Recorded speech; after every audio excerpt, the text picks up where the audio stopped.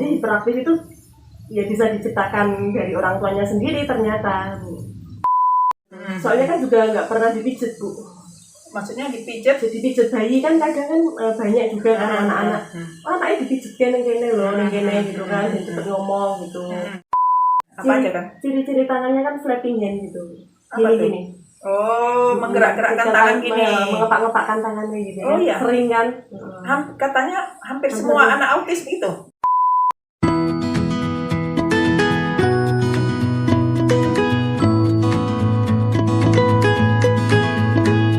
Assalamualaikum warahmatullahi wabarakatuh. Waalaikumsalam warahmatullahi wabarakatuh. Ya, selamat pagi ya Mbak Desi ya. Selamat datang di tempat kami.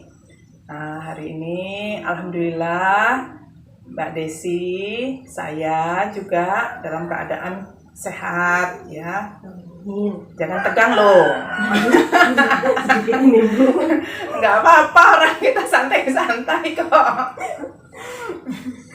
Ini Mbak Desi ini salah seorang wali murid dari Rintisan SLB Alam Asatama yang bertempat di Cangkringan. Kemudian kalau boleh tahu nama putrinya Mbak Desi siapa? Gilang Siva Yosi. Gilang Siva Yosi. Sekarang usianya berapa tahun, Mbak? 3,5. 3,5 ya. Kemudian itu dia anak keberapa? Anak pertama. Tunggu, waktu pas lahir itu prematur apa normal, Mbak? Maksudnya keren prematur apa cukup usianya? Cukup usianya. Cuman itu di vakum. Vakum ekstrasi. Iya. Karena kok sampai di vakum, kenapa, Mbak? Nggak kuat nahan nafas sih. Oh, nggak nafasnya. Waktu pas melahirkan itu nggak kuat ya. Iya. Kemudian apa namanya? Tapi usia kandungan cukup ya? Cukup. 41 minggu kalau 41 minggu ya. Jadi kelahirannya itu tidak prematur ya. Iya. Terus waktu awal kelahiran tidak ada masalah apa-apa? Apa ada dari lahir juga ada kelihatan apa atau apa? Enggak, itu kuning aja. Kuning. Iya. Kemudian usia berapa Mbak Desi mengetahui kalau Siva ada mengalami apa ini dia apa? Diagnosanya dokter autis. Autis ya. Usia berapa Mbak Desi kok? Atau udah didiagnosa dulu dari dokter atau Mbak Desi melihat kok ada yang lain sama anak saya gitu? Pertamanya sih kayak belum ngomong gitu ya. Usia berapa tuh? Usia berapa? Kayaknya wajarnya kan anak biasanya ngomong kan 1 tahun ya. Iya. Itu 2 tahun lebih. Jadi kalau nggak kayak mengikuti anak-anak lainnya gitu. Kayak apa aja contohnya itu loh, misalnya apa yang Mbak rasa kok anakku kok nggak kayak seperti ini gitu, apa aja misalnya ngomong terlambat ngomong. Iya, telat ngomong gitu, sama belum bisa lari. Oh, belum bisa lompat-lompat gitu kan. Usia 2,5 belum bisa lari. Belum 2,5 sih, saya 2 tahun lebih. Nggak tahu persisnya ya. Itu 2 tahun kan, kalau 2 tahun kan harusnya udah bisa kan, lompat-lompat, lari gitu kan. Itu juga belum bisa. Makanya kok entah kenapa gitu ya, maksudnya bertanya-tanya kan. Itu dari Mbak Desi sendiri apa komentar orang? Kok anakmu kayak gitu apa kok orang bisa omong apa gimana? Apa Mbak Desi mengamati sendiri apa ada komentar orang gitu? Mengamati sendiri sih keluarga pertama itu. Sebenarnya terus sama orang-orang sekitar, orang-orang dekat gitu. Gitu. Apa namanya? Jadi lambat bicara, kemudian dia belum bisa melompat, melari, cuma jalan aja? Iya, jalan biasa. Jalannya biasa, apa ada juga kelainan katanya loh. Kalau anak autis itu jalannya suka jinjit, apa betul? Iya, gitu. Cuman mungkin kayak medan jalannya ya Bu. Oh, tergantung. Tergantung kondisinya dia, kayak di lantai gitu juga bisa. Terus di tanah gitu kan mungkin dia merasakan ada batu. Iya, ada batu gitu kan, kayak risih gitu. Terus dia jinjit, terus di rumput gitu kan ya, dia jinjit. Tapi kalau di lantai nggak jinjit? Di lantai enggak. Oh, jadi nggak semua anak kalau autis itu jalannya jinjit-jinjit enggak ya? Apa? Katanya kebanyakan juga gitu ya. Jinjit-jinjit ya? Iya. Kemudian Kemudian terbersit atau Mbak kira-kira, aku anakku tak bawa ke dokter lah, gitu. Itu dari diri sendiri apa orang yang bilang-bilang kok diperiksa ke anakmu, gitu apa gimana? Iya, yang pertama juga diri sendiri sih Bu, keluarga juga kan, suami. Terus kedua ya sama orang-orang gitu, takutnya kan kenapa-napa gitu. Soalnya kan juga nggak pernah dipijet Bu. Maksudnya dipijet? Dipijet bayi kan kadang kan banyak juga kan anak-anak. Anaknya dipijet kene loh, kene gitu kan, dan cepet ngomong gitu. Tapi kan aku takutnya karena masih bayi, terus aku takutnya orangnya kan nggak pinter atau salah pijet nanti ya. Salah syarafnya kan malah kasihan anaknya kan. Takutnya malah seharusnya nggak kenapa-napa malah jadi kenapa-napa gitu loh. Jadi pikiranku kan nggak percayanya kan kayak gitu. Kan nggak semua tukang pijet itu pinter ya, pas untuk pijet kan. Nanti harusnya anak kita tidak apa-apa. Nah, takutnya malah jadi apa-apa setelah dipijat ya Mbak ya. Iyalah, betul lah. Terus Mbak setelah itu mau berinisiatif memeriksakan ke dokter tadi kan dari orang-orang yang terdekat. Coba diperiksa ke anaknya gitu ya. Terus Mbak periksa pertama kali itu di mana? Rumah sakit Gracia. Rumah sakit Gracia Pakem ya. Terus Mbak ke sana, Mbak itu di bagian apa periksanya? Tumbuh kembang anak. Tumbuh kembang anak itu ada poli anak gitu ya? Iya. Itu kan kayak ada dokter tumbuh kembangnya juga. Itu maaf ya Mbak, terus Mbak bayar apa ada kartu apa yang gratiskan atau? Enggak, umum aku bayar. Bayar ya. Umum. Kemudian setelah Mbak periksakan ke poli maksudnya bagian tumbuh kembang anak, terus dokter menganalisa dulu atau dia udah bisa menyimpulkan anak Mbak itu dia langsung gitu apa gimana? Iya, pertama kali lihat langsung gitu. Ini ciri-cirinya mengarah ke autis gitu. Cuman kan kecenderung ke autis gitu loh, mengarah cenderung ke autis. Cuman untuk autis murninya itu belum bisa. Iya kan karena di atas 5 tahun ya baru bisa. Baru bisa terdeteksi bener-bener autis atau enggak gitu loh. Usia 5 tahun. Iya. Kalau dokter bilang ini kok cenderungnya nih Siva kok autis, gitu.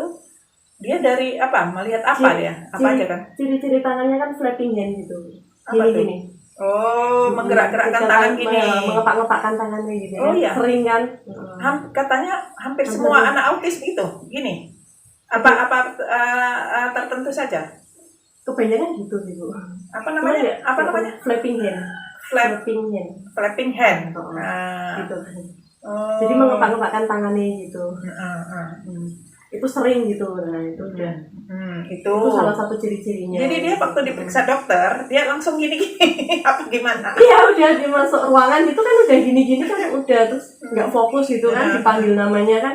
Dipanggil Siva kan nggak nengok gitu. Kontak matanya nggak ada sama sekali. Kontak mata. Iya, kontak matanya nggak ada. Terus dokter bilang kan ini anak ibu kecenderungannya autis. Terus selain itu dokter bilang apa lagi? Maksudnya itu. Nggak bilang apa-apa sih, cuman itu cenderung autis gitu. Cuman belum berani memastikan benar-benar autis atau enggaknya gitu. Soalnya masih di bawah 5 tahun. Iya, di bawah 5 tahun. Jadi terus Mbak waktu pas dibilang dokter autis, maksudnya ini anak ibu cenderungnya autis, cenderung autis. Terus Mbak tahu nggak waktu itu autis itu apa? Waktu pas dibilang dokter, udah tahu belum? Maksudnya ini anak ibu kecenderungannya autis. Mbak langsung tahu tidak? Maksudnya autis itu apa? Atau udah tahu. Dari mana kok bisa tahu?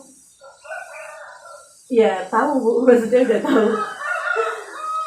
Maksudnya sebelumnya sudah tahu? Iya udah tahu gitu, maksudnya kayak autis, Down syndrome gitu, maksudnya udah sering nemuin gitu loh, orang-orang seperti itu udah sering ketemu. Di mana? Kok bisa tahu? Maksudnya di mana? Tetanggaku ada juga yang autis. Oh iya? Iya.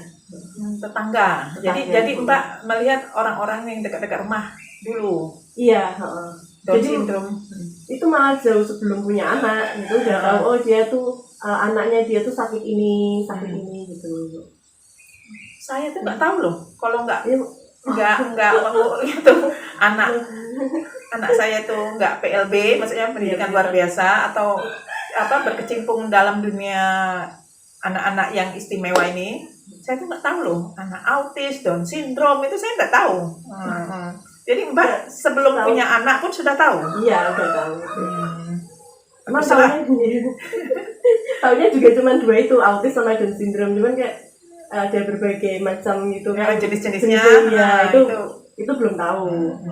Jadi udah dibilang kata dokter autis, terus waktu itu Mbak gimana perasaannya sampai disampaikan dokter autis? Maksudnya terkejut apa udah menduga sebelumnya atau gimana? Sudah menduga sih persiapannya Ibu, persiapan diri. Iya, itu ada persiapan. Nah, jadi apapun yang dibilang dokter, aku udah siap gitu ya. Iya, itu kan juga pertama kali periksa kan juga takut menerima kenyataan. Oh. Iya. Jadi kan orang bilang kan maksudnya lek dan diperiksa kayak gitu kan. Cuma kan aku ada sebentar. Jadi kayak menahan diri. Jadi untuk mempersiapkannya mensiapkan mental. Nanti kalau disampaikan dokter, tenanan dugaanku anakku autis, aku kudu siap gitu ya, harus siap menghadapi menerima kenyataan. Itu ada persiapan itu aja. Berarti ketika dokternya sudah menyampaikan itu sama Mbak Desi, kaget aja. Katanya udah siap, maksudnya artinya mau ke dokter udah siap, tapi tetap aja itu ya kaget. Iya, kagetnya kan karena tuh kan beneran tuh kan. Yang di pikiran kita kan macem-macem tuh. Mesti jawabannya mesti ngono-ngono kayak gitu kan. Kan gitu. Jadi kan gitu, lah kan. Terus Mbak sedih atau gimana Mbak waktu pas disampaikan dokter ini anak ibu kecenderungannya nih autis, itu terus? Sedih sih Bu, sedih marah, mesti kayak stres gitu ya. Stresnya nggak ke anak, kayak menyalahkan diri sendiri ya gitu. Ya pokoknya semuanya langsung introspeksi diri lah. Introspeksi diri sendiri gitu. Ya itu di depan dokter gitu, maksudnya apa nanti di itu perasaannya waktu di depan dokter kelihatannya pura-pura nggak apa-apa, tapi nanti setelah di rumah baru gimana, atau tetap di depan dokter langsung spontan merasakan aduh gitu.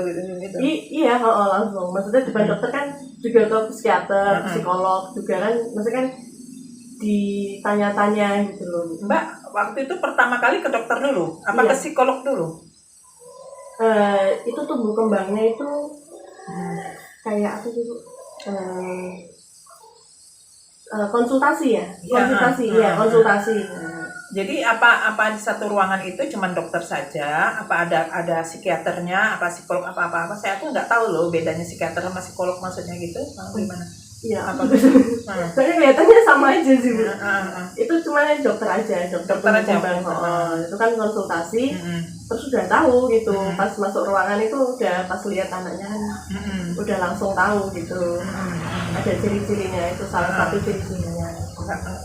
Mbak waktu katanya sempat ke psikolog juga apa enggak? Iya, di situ habis konsultasi terus besoknya langsung ke psikolog. Itu arahan dari dokter apa arahan dari apa Mbak?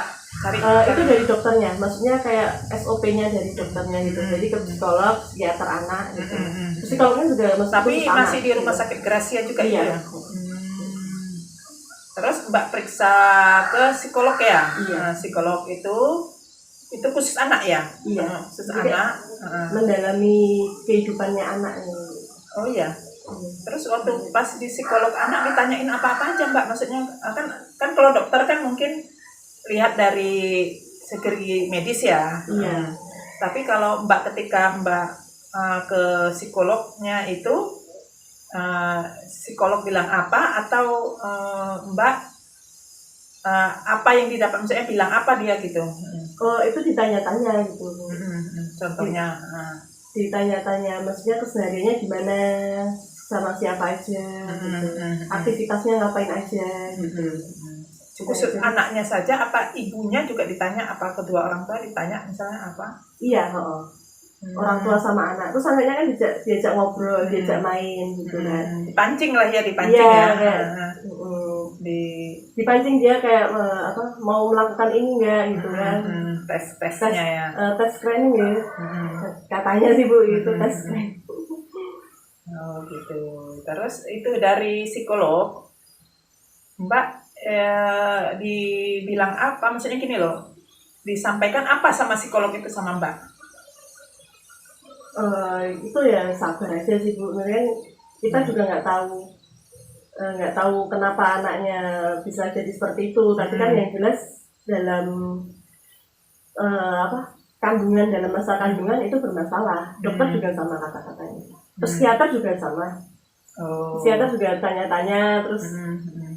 Maksudnya ya itu nggak berani mutusi gitu loh Bu. Cuman baru dia data gitu ya, data. Terus sama ini gejala yang nampak itu seperti ini, terus dia sarankan ibu sabar, terus itu. Iya, maksudnya tetap stimulasi terus, maksudnya diajak ngobrol anaknya gitu.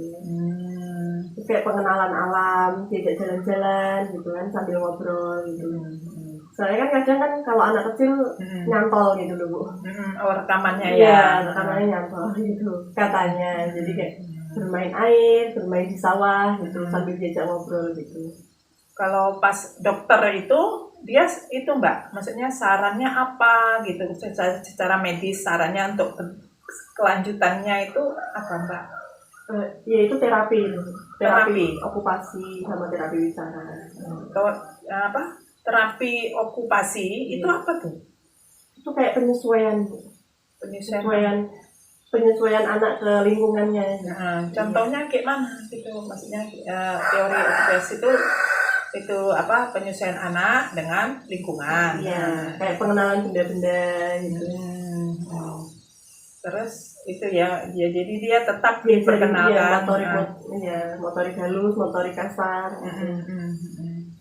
Oh itu. Terus kalau yang itu terapi bicara, karena dia 2 tahun lebih belum bicara ya. Kalau saran dokter disuruh mana atau psikolog menyarankan gimana? Iya, itu terapi okupasi dulu. Kalau terapi bicara kan butuh anak untuk duduk tegak gitu loh Bu. Supaya dia fokus, supaya dia bisa menerima. Tapi kan ini belum bisa duduk lurus tegak gini loh, punggungnya. Punggungnya si anak itu kan belum kuat. Itu terus terapi okupasi dulu. Itu dilakukan di dokter, di klinik, di dokter itu, psikolog, tempat sama di Gracia juga. Oh di sana? Iya. Tapi lingkungan ini apa Mbak? Maksudnya apa yang diajarkan di sana itu kok terhadap lingkungan gitu? Kayak diajarkannya juga kayak menata kubus gitu, kotak-kotak disusun gitu. Dia mau mengikuti nggak gitu? Dicontohin, dicontohin, tumbuh di atas, terus kayak masukin kacang hijau ke kaleng gitu kan, satu dipindah iya, gitu. Itu kan melatih fokus. Oh gitu. Terus sama ini kan latihan merangkak gitu kan, biar kuat menahan beban badannya. Iya, badannya sendiri kan dia juga belum kuat tuh. Jadi terapinya juga gitu, maksudnya belajar merangkak, belajar berjalan di garis yang lurus gitu. Oh, dikasih tahu ya ini ada garis, ayo jalan gitu. Tetap digandeng nggak apa-apa. Cuman dia kan bisa mengikuti alurnya gitu. Maksudnya ini jalannya lurus, ini jalannya minggu gitu. Iya, terus kalau yang di terapi di dokter tuh masih Mbak lanjutkan nggak? Jujur nih loh, jujur sampai di rumah nggak? Maksudnya kalau di rumah Mbak masih itu nggak menerapi lanjutan dari pengarahan dokter nggak? Jujur loh. Iya, kadang-kadang. Iya, soalnya kan disambil kerja juga, jadi waktu untuk meneruskan apa yang diajarkan di rumah sakit sama di rumah kan kadang beda ya Bu ya. Kita udah sibuk sendiri-sendiri, terus kita kerja kan anaknya juga ikut gitu kan. Jadi waktunya itu paling 1 jam 2 jam udah. Jadi nggak belum bisa full sehari ngajarin anaknya ya apa yang diajarkan itu kan diterapkan gitu kan, diterapkan di rumah istilahnya. Itu belum bisa Bu. Tapi sampai sekarang masih konsultasi ke dokter apa udah jarang-jarang apa masih apa di rumah sakit berbeda apa masih di Gracia juga? Masih di Gracia juga. Seminggu 1 kali. Seminggu 1 kali ya. Kemarin sempat 2 kali, seminggu 2 kali. Terus perubahan jadwal jadi seminggu 1 kali. Berbayar sendiri? Iya, bayar sendiri. Kemarin itu kan kita ada dari dinas sosial mengarahkan untuk bisa misalnya minta bantuan untuk itu. Oh iya, belum Bu. Belum mengajukan? Iya, belum. Itu harus berdasarkan KTP dan KK toh? Iya. Yang dilaporkan ke kelurahan. Terus Mbak, selain terapi okupasi itu kan lingkungan ya, pengenalan lingkungan, penyelesaian lingkungan. Terus kalau misalnya masalah makan ada nggak misalnya Bu sebaiknya anaknya dikasih makan misalnya apa gitu atau jangan dikasih ini ya Bu, gitu. Ada nggak dari segi medis dokter? Iya, ada Bu.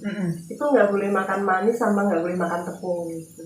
Nggak boleh makan manis, nggak boleh makan tepung. Iya. Kalau coklat boleh? Coklat masih manis ya? Iya, coklat nggak boleh, harusnya nggak boleh. Nggak boleh coklatnya apa nggak boleh gulanya? Itu katanya dokternya kalau anak-anak autis itu tubuhnya nggak bisa menerima glukosanya. Kandungan yang ada di dalam makanannya itu. Nah, karena glukosanya. Iya, jadi dia nggak bisa mengolah glukosanya, jadi dia disalurkan, jadi dia hiperaktif. Ya, jadi hiperaktif itu ya bisa diciptakan dari orang tuanya sendiri ternyata. Iya, gitu. Katanya dokternya. Jadi semakin tinggi kadar gula di dalam tubuhnya, dia semakin hiperaktif karena harus mengeluarkan energi glukosanya itu. Dia nggak bisa menerima. Tubuhnya nggak bisa nerima ya. Jadi gampangannya seorang anak autis itu harusnya dia kadar gulanya nggak boleh tinggi ya, maksudnya nggak boleh mengkonsumsi banyak. Iya. Jadi karena tubuhnya nggak bisa mengolah glukosanya. Nggak bisa mengolah glukosanya. Jadi kalau dia dikasih tidak sesuai dengan itunya tubuhnya, dia akan dikeluarkan dalam bentuk dia hiperaktif. Iya, katanya seperti itu. Jadi harus gerak terus gitu kan, untuk ngeluarin tenaganya itu. Biar nggak hiperaktif, jangan dikasih makanan yang berkandung gula, tepung kan juga jadi nanti dibentuk jadi glukosa juga ya. Itu karbohidrat kan. Tapi kan tinggi ya kalau lebih tinggi kalau bisa terbentuk glukosa ya mungkin ya. Terus jadi larangannya itu gula sama tepung-tepungan, makanan tepung-tepungan. Iya, semua makanan yang berasal dari itu. Terus Mbak dianjurkan dokter, Mbak sepenuhnya dijalankan apa tidak? Tidak juga Bu. Belum bisa. Soalnya anaknya nggak suka air putih. Jadi dia kalau nggak manis, dia nggak mau minum, terima poso gitu. Itu beneran Bu. Terus kita kan kayak orang tua nih, kan poso kan mesake gitu. Nggak mau masuk minuman itu nggak mau masuk apa masuk tapi dia masih nggak tahu geleng-geleng atau gimana. Masuk sedikit, cuman 1 slot gitu kan. Udah disedot dikit gitu, kayak dia merasakan aneh gitu kan. Kayak nggak ada rasanya mungkin. Terus udah nggak mau lagi. Jadi benar-benar nggak mau minum. Ini maaf loh. Ini dia kebiasaan dia nggak mau minum minuman yang nggak pakai gula gampangannya itu karena kebiasaan waktu kecil dulu, waktu masih sebelum dia diperiksakan, kan sudah diperiksakan udah tahu nggak boleh minum air bergula. Itu dari kecil memang dia dibiasakan minum manis. Enggak, kecil malah doyan Bu. Kecil tuh air putih, teh itu doyan Bu. Sekarang nggak doyan, teh aja nggak doyan Bu. Teh manis nggak doyan. Tapi katanya harus mengandung gula, dia minum gitu loh. Iya, susu yang dia iya, doyan. susu sama es jeruk. Oh, susu sama es jeruk. Iya. Oh, itu bukan karena maksudnya gini loh. Dalam waktu dia proses sebelum diperiksa, Mbak membiasakan dia minum susu. Kan orang kadang-kadang kan ngertinya minum susu biar sehat gitu. Terus si Siva tadi Mbak biasakan kasih susu. Enggak, atau ibunya suka air jeruk. Es jeruk. Iya, kalau ibunya kan suka air jeruk, jadi dia ngikutin. Oh, ternyata doyan gitu, air jeruk doyan. Cuman teh itu dulu doyan, Bu. Cuman sekarang nggak doyan, nggak tahu kenapa. Air putih juga doyan. Kalau Mbak es teh doyan nggak? Doyan. Doyan. Oh. Teh doyan. Cuman anaknya itu nggak tahu gede-gede ini. Kan ya beranjak gede, beranjak tambah usianya udah nggak mau. Tapi pas kecil mau. Jadi pakai dot itu, Bu, masih pakai dot. Oh, jadi dia sekarang seringnya minum susu. Susu, iya. Susu putih mau nggak? Apa susu harus susu coklat? Susunya coklat sama stroberi. Oh, yang dia suka. Iya. Beraroma ya? Iya mungkin.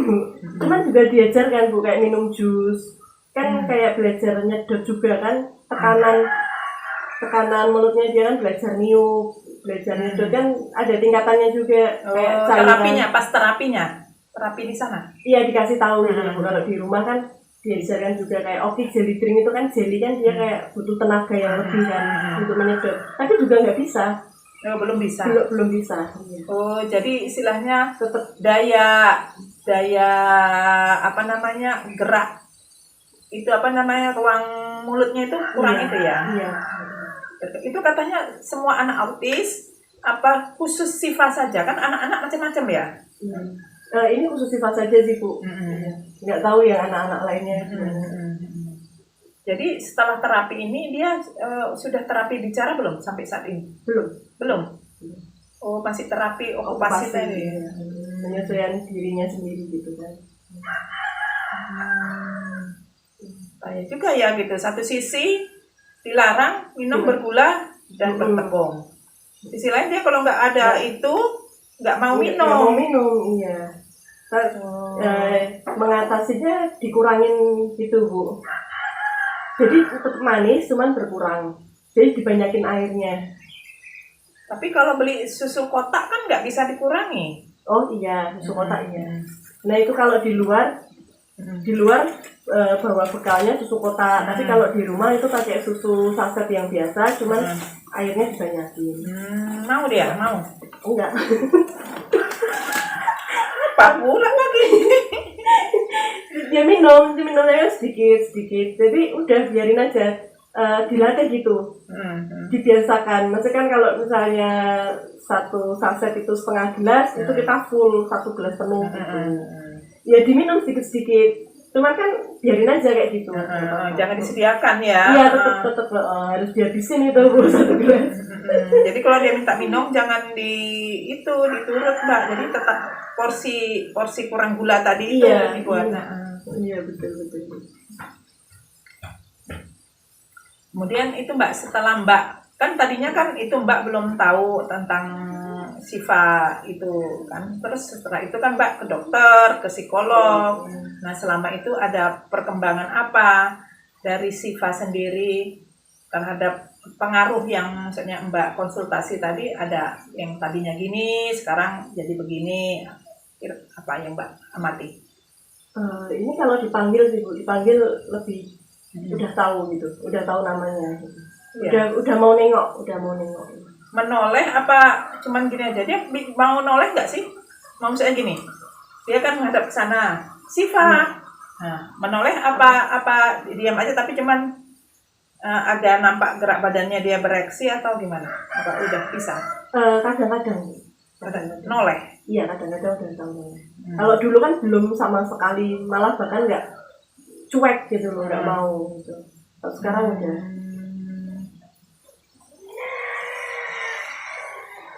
Gitu ya. Kalau Mbak sendiri udah kerja apa ibu rumah tangga murni? Ini ibu rumah tangga murni, Bu, sama jualan online. Oh, sama jualan online ya. Terus itu.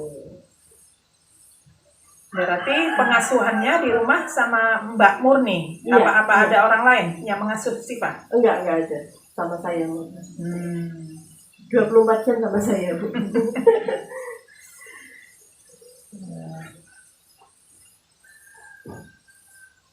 Siva udah sekolah belum? Ini alhamdulillah sudah, Bu. Cuman belum lama ya. Ikut ke rintisan SLB Alam Asatama itu, Bu. Di rintisan SLB Alam Asatama. Udah berapa lama sekolah di sana kira-kira? Udah 2 bulan. 2 bulanan? Oh baru. Iya. Terus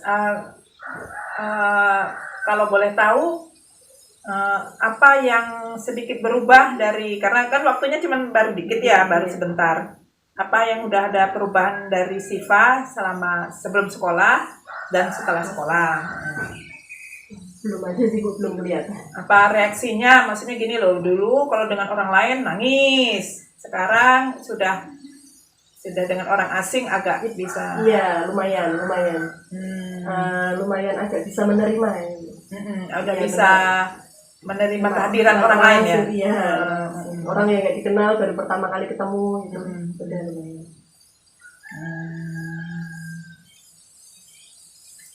Ini nggak ada hubungannya sama medis ya, Mbak ya?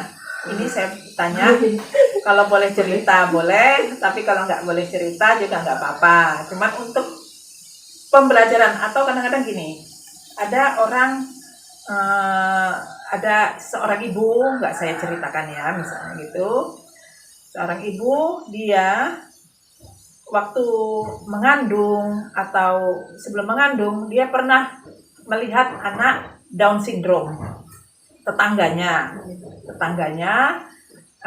sahabat dia sendiri, kemudian kebetulan dia tuh batin tuh maksudnya bocah kok wis gede katanya gitu, kok belum punya malu katanya gitu toh. Nah, itu kan akhirnya ternyata dia punya anak Down syndrome. Itu kan secara medis kan tidak ada hubungannya ya, Kalau menurut medis kan nggak ada hubungannya. Nah, tapi kalau orang Jawa kan mungkin itu ya, patah gitu. Jangan batin. Kalau Mbak dulu ada batin apa enggak?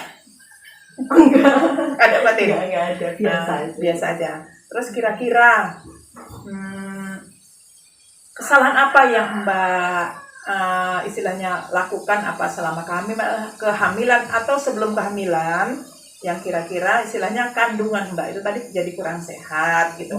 Ini saya tanya itu bukan untuk istilah membuka aib atau membawa apa, tapi untuk pembelajaran bagi ibu dan calon ibu. Kalau bisa jangan seperti itu gitu loh. Itu kan kerja terus kan, Bu. Dulu masih. Iya, dulu. Itu udah menikah atau sebelum menikah? Udah menikah ya? Iya, udah menikah, tetap kerja kan. Itu kan dulu di warung steak gitu. Warung steak itu kan dari pagi sampai tutup. Kan bener-bener kayak temen yang buka restoran itu, buka warung steak itu terus bantuin. Jadi yang kerja emang bener-bener 4 orang, 5 orang. Jadi full 1 hari di situ kan. Itu aku bagian belanja. Jadi belanjanya kan juga udah banyak banget gitu kan. Nah, terus kalau dulu itu kan nongkrong juga. Enggak, setelah bekerja apa waktu memang kerjanya di situ tempat tongkrongan anak-anak muda? Ada juga, Bu. Tapi bukan tempat nongkrong, cuman ada juga yang nongkrong. Kalau dulu kan kerja di hotel. Pas hamil, awal-awal hamil itu kan masih kerja di hotel. Terus keluar karena kan ya ada beberapa masalah lah, jadi keluar, akhirnya terus dapat ngelamar kerja lagi gitu. Nah, itu diajakin teman itu ikut warungnya dia, sih. Jadi pas hamilnya itu nggak tahu kalau hamil. Jadi nganggapnya kan, kalau mohon maaf ya Bu ya, perempuan kan kadang telat bulan itu kan kayak hal yang biasa ya, mungkin sebulan 2 bulan itu kan, oh aku saiki nganu kok, besok paling wis nganu gitu kan, ada kan. Nah, aku termasuk orang yang kayak gitu. Yang maksudnya gampang ke. Oh minggu ini harusnya kan tanggal ini kan ada ya Bu ya. Tanggal ini harusnya dapat bulan, dapat M gitu ya. Iya, paling kan minggu ngarep paling ya wis gitu kan. Itu kan maksudnya kayak pemikiran aneh sih. Aku juga termasuk orang aneh. Harusnya kita udah protek ke diri sendiri ya. Cuman aku nganggapnya biasa itu, jadi masih suka nongkrong. Terus mohon maaf ini Bu, bener kan dulu kan saya suka minum gitu, minum alkohol gitu. Iya. Jadi mungkin awal-awal itu Bu. Jadi pas janinnya baru pembuahan itu, pembentukan janin. Dirimu gempur sama minum alkohol. Iya. Sama nongkrong sampai pagi terus jadi jalan itu lek-lekan gitu. Begadang. Begadang kerja pulang malam gitu kan, pulang pagi kadang. Jadi waktu istirahatnya itu kan nggak ada. Jadi istilahnya cuma 1 jam 2 jam itu udah kan aktivitas lagi. Nah itu nggak sadar sampai akhirnya benar-benar sadar pas bulan kedua masuk ke bulan ketiga itu kan harus cek ini. Ternyata benar Bu hamil. Ya alhamdulillah sih, maksudnya bersyukur kan, seneng gitu. Ya di situ langsung stop, udah nggak, maksudnya udah nggak minum-minuman, udah nggak begadang malam gitu. Ngerti karena hamil tadi. Iya, tapi kalau kerja tetap. Tapi waktu pas terlambat bulan masih ada sempat minum pil pelancar haid nggak waktu itu? Pas Enggak. Aku enggak tahu kayak gitu. Oh, siapa tahu kan maksudnya aku terlambat bulan nih. Tak minum itu pil pelancar haid, enggak ya? Enggak. Cuman itu tadi ya. Menenggak minuman alkohol itu Bu. Sama orang yang tipikal gampang kayak alah paling sesuk yo. Wes gitu kan. Ternyata kan takdir Tuhan ya emang gitu sih Bu ya. Kalau jadi ya emang itu jadi. Minum alkohol terus sama begadang ceritanya. Begadang kerja itu kan capek, malamnya masih kalau ada waktu begadang. Begadangnya sampai jam berapa? Dari mulai jam berapa sampai jam berapa? Itu kalau dulu tutupnya warung steak itu jam 11 malam. Itu kadang sampai jam 4, jam 5. Kadang juga nggak tidur kan, langsung belanja lagi, langsung udah nyampe warung lagi, udah prepare lagi, buka lagi warungnya. Udah jadi udah kayak hal yang biasa gitu. Dulu hal yang biasa. Kalau sekarang malah jadi aneh. Jadi istilahnya sempat digempur sama minuman alkohol tadi ya. Tapi itu ya wallahu alam ya, mungkin juga karena penyebabnya itu istilahnya kan bukan minuman sehat ya. Nah, itu juga, dan ibunya gampangnya kurang istirahat ya kan. Nah, itu kan jadi kayak dokter tadi kan kita nggak tahu 100% karena apa itu penyebabnya kan iya kan masih misteri juga kan. Iya. Nah, tapi waktu pas dibilang dokter tadi waktu bilang anak ibu cenderung autis, terus kan Mbak tadi kan bilang ada penyesalan, ada menyalahkan diri sendiri, langsung teringat aku dulu pas jadi enggak, kalau sama anaknya sayang, maksudnya kayak nangis gitu kan, tapi kan kayak menyalahkan diri sendiri pun nggak ada orang lain, tetap aku sendiri yang salah gitu. Introspeksi diri langsung kan harusnya ini maksudnya gitu ya, aku telah sensasi kan juga gampang misalnya gitu kan, kemudian nih langsung cek gitu kan, diperiksa, terus itu minum alkoholnya diberhentikan. Gitu. Itu berhenti minum alkoholnya setelah itu tahu hamil, itu langsung hamil berhenti langsung. Karena tahu hamil bisa berbahaya bagi janin ya. Dan itu kan juga maksudnya yang diharapkan dalam rumah tangga kan juga anak kan Bu. Gitu. Ini kita tanya bukan untuk misalnya menghukum atau menyimpulkan karena minuman keras terus itu cuman rasa-rasanya mungkin anakku itu seperti itu, salahku juga gitu kan. Jadi kadang kayak ya itulah, maksudnya menyalahkan diri sendiri sampai sekarang itu masih terasa ya, masih menyalahkan diri sendiri gitu. Jadi belum 100% menerima itu tadi kenyataan itu. Ya walaupun dokternya kan juga nggak belum tahu penyebabnya, cuman kan yang jelas dalam kandungannya terganggu. Nah itu kan ya membuat pikiran kita kan ya udah sih emang terganggu gitu kan, langsung itu juga bukan terganggu sih, emang diganggu ya. Cuman kan nggak tahu ya, nggak tahu kalau Mbak waktu itu hamil. Iya, biasa. Tapi udah pernah dibilang itu dokter, konsultasi sama dokter, pernah nggak Mbak bilang iya dokter saya itu waktu itu iya minum iya psikolog sama psikiaternya juga gitu. Jadi dalam masa kandungan itu kita aktivitasnya apain aja gitu ditanyain. Itu kan juga itu banyak belanja kan ya bawaannya kan kadang berat, kadang banyak juga bawa sendiri, perjalanan jauh. Maksudnya dulu kan saya capek banget ya, iya, maksudnya berat sampai warung, sampai pasar gitu. Oh, Mbak yang belanja? Iya, jadi begitulah Bu kira-kiranya. Lagi apa jadinya ini Mbak? Terus selama pengasuhan ini ada kendala nggak Mbak? Maksudnya gini, kan Siva autis ya kan, terus dia harus periksa seminggu sekali. Itu harus terapi. Itu bayar ya? Iya. Itu enggak, maksudnya ada kendala misalnya secara keuangan itu pas itu kesulitan keuangan atau lancar-lancar saja gitu. Alhamdulillah sampai sekarang masih bisa diusahakan. Ya, ada aja rezeki ya. Amin, ya ada aja. Lancar lah sampai sekarang.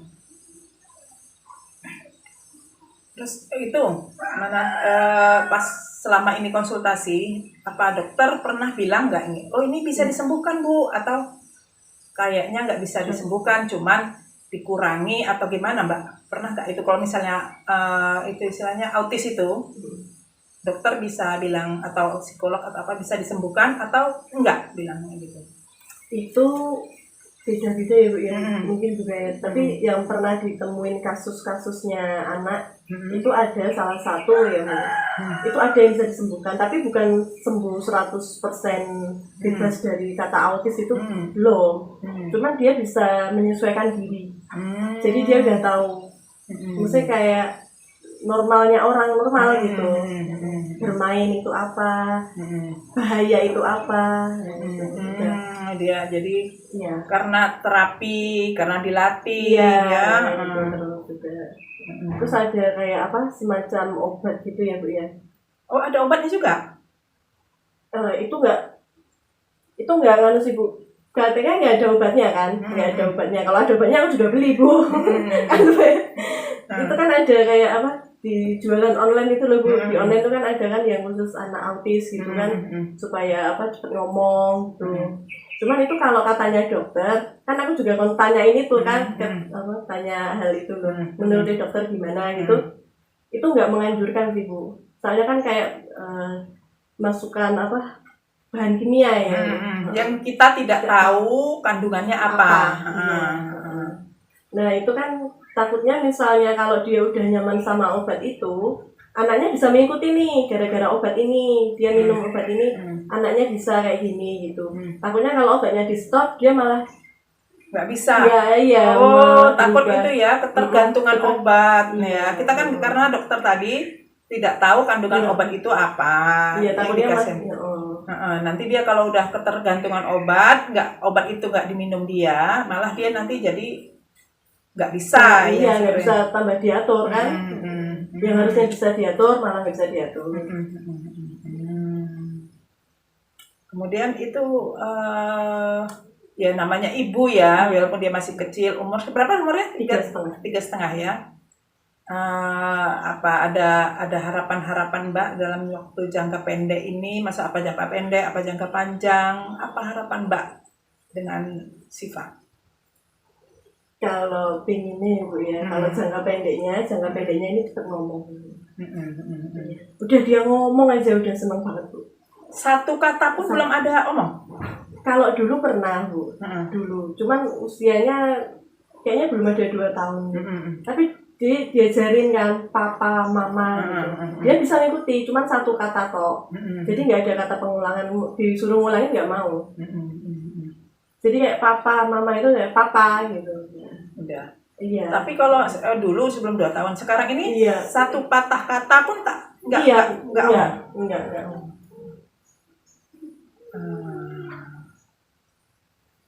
Jadi yang keluar dari mulut itu kan kayak gemeremeng gitu ya, maksudnya ngoceh-ngoceh gitu loh. Contohnya gimana contohnya? Itu kan gitu kan. Oh gitu dia.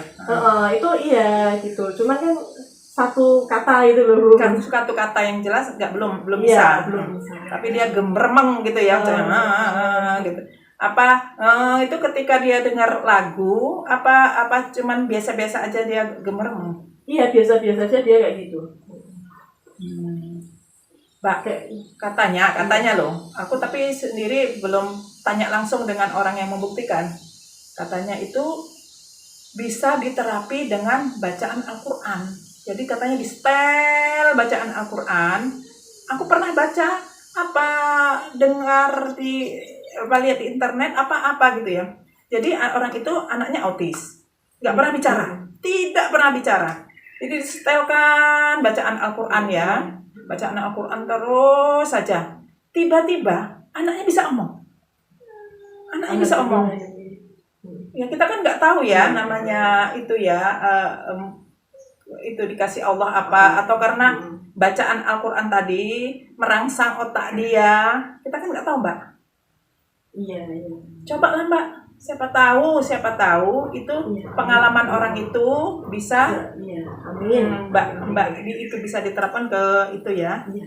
Kemudian selama ini Siva pernah dibully orang atau ada nggak dibully orang? Itu Sivanya sendiri. Sivanya enggak. Kalau orang tuanya iya. Tapi masih sebatas bercanda. Iya, bercanda teman-teman. Bilang gimana tuh, Mbak? Waktu teman-teman Mbak itu gimana membuli dirimu itu loh. Iya, maksudnya kan ya itu kayak kurang berdoa, kurang sedekah, kurang apa gitu kan. Kurang sabar gitu kan. Cuman ya udah kan kayak gini. Enggak pernah dicari, kadang-kadang kan suka orang-orang itu kayak gini-gini. Lah linggawe kurang donga kuwi gitu apa gimana? Iya, maksudnya kan dongose yo gitu kan. Nek ngopo-ngopo kan dongose itu kan ada juga itu kata-kata. Tapi Mbak itu gimana Mbak? Mbak sedih apa ketawa-ketawa aja apa gimana? Ketawa-ketawa aja karena tahu kalau batasannya dia bicara kan kayak ya udah aku juga teman-teman dekat ya yang bercanda ya.